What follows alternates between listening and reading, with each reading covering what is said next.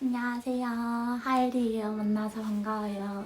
오늘은 아동의 의사결정과 책임감을 어떻게 키울 수 있는지에 대해서 설명을 드리려고 해요.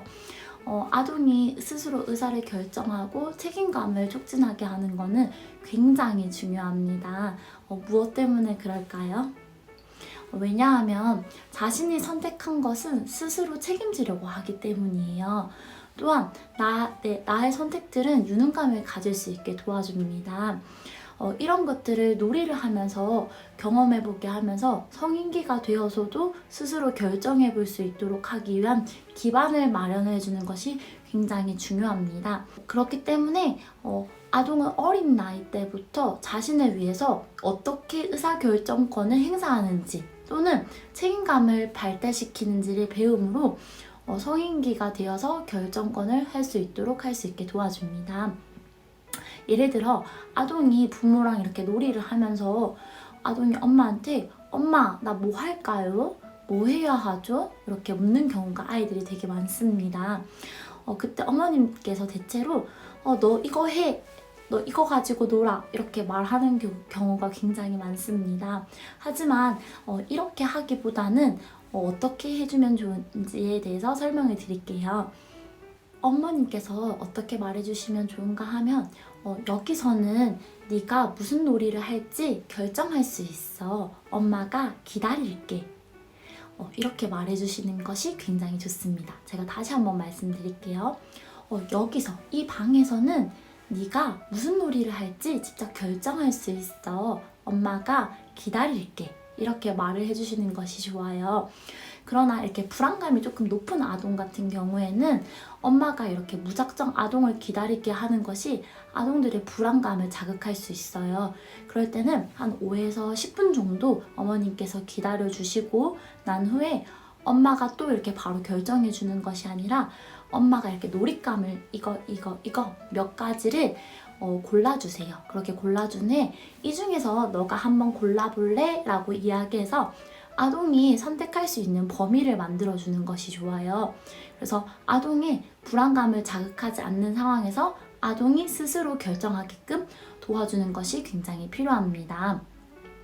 제가 어머님들한테 꼭꼭꼭 부탁드리고 싶은 게 있는데 일상생활에서 지하철 같은 거 타잖아요. 또는 버스 같은 거를 타는데 그런 걸 탈 때도 몇 번째 칸에 탈지 그리고 어디에 탈지도 아이 스스로한테 결정할 수 있도록 해보세요.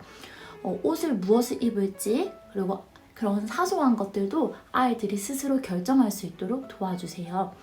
엄마들께서 굉장히 걱정을 많이 하시는데 선생님 아이가 겨울인데 여름 옷을 입으려고 해요. 선생님 어떻게 해야 해요? 이렇게 많은 질문을 하시면 제가 약간 이렇게 대답을 해드려요.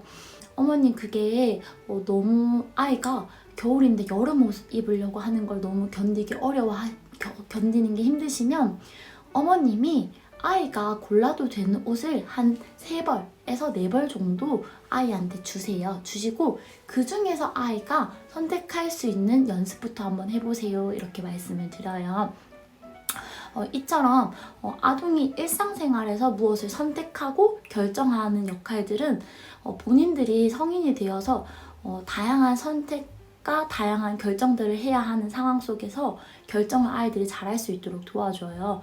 그렇기 때문에 아동이 이런 어렸을 때부터 많이 선택해보고 결정해본 경험을 많이 한 아이들일수록 나는 내가 잘 해낼 수 있어. 내가 스스로 할 수 있어. 이런 거에 대한 유능감을 가지는데 굉장히 많은 도움이 됩니다. 예시를 몇 개 말씀드릴게요.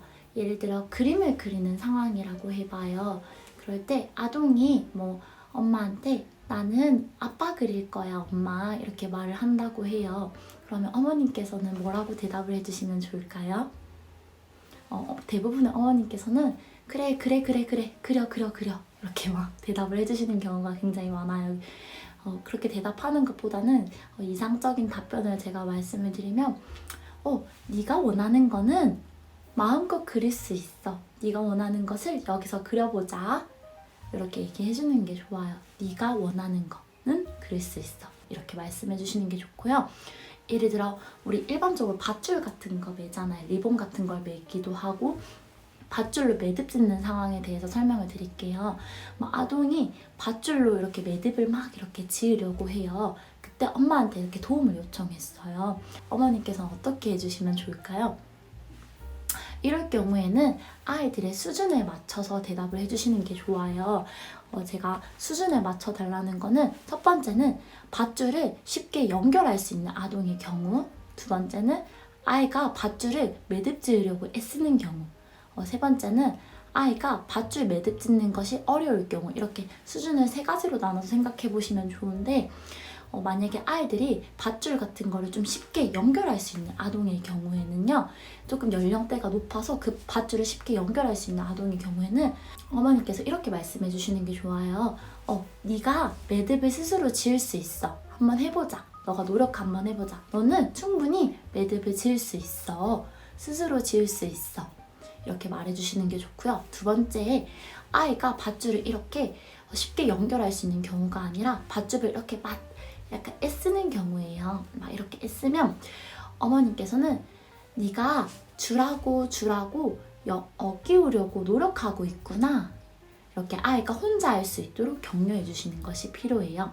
세 번째는 사실 실제적으로 3살짜리 아이가 매듭을 짓는 거는 실제적으로 조금 어렵잖아요. 그래서 아이가 밧줄 매듭 짓는 것이 어려울 경우에는 엄마가 이렇게 2개를 엄마가 꼬아주면 아동이 그냥 쭉 잡아 당길 수 있는 것만 해볼 수 있도록 도와줘요. 그러니까 엄마가 한 70% 정도 하면 아동이 한 30%만 할 수 있게 해주시는 게 필요해요.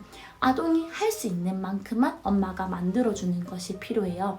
그래서 아동이 무엇을 할 수 있는지, 그리고 무엇을 할 수 없는지를 먼저 구분하시고, 그 다음에 아동이 할 수 있는 것만큼을 격려해 가면서 아동이 스스로 마무리하게끔 도와주시는 것이 필요해요.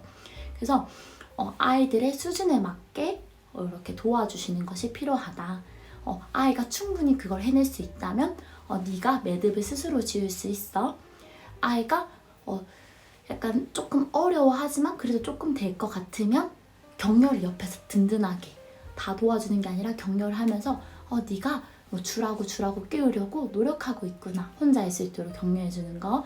마지막 3번째는 아이가 밧줄 매듭 짓는 게 좀 어렵다면 엄마가 한 2개 정도 꼬아주시고 아동이 쭉 잡아당기는 것만 스스로 해볼 수 있도록, 엄마가 70% 하고 아이가 한 30% 정도만 할 수 있도록 아동이 할 수 있는 만큼만 엄마가 만들어주는 것이 필요합니다.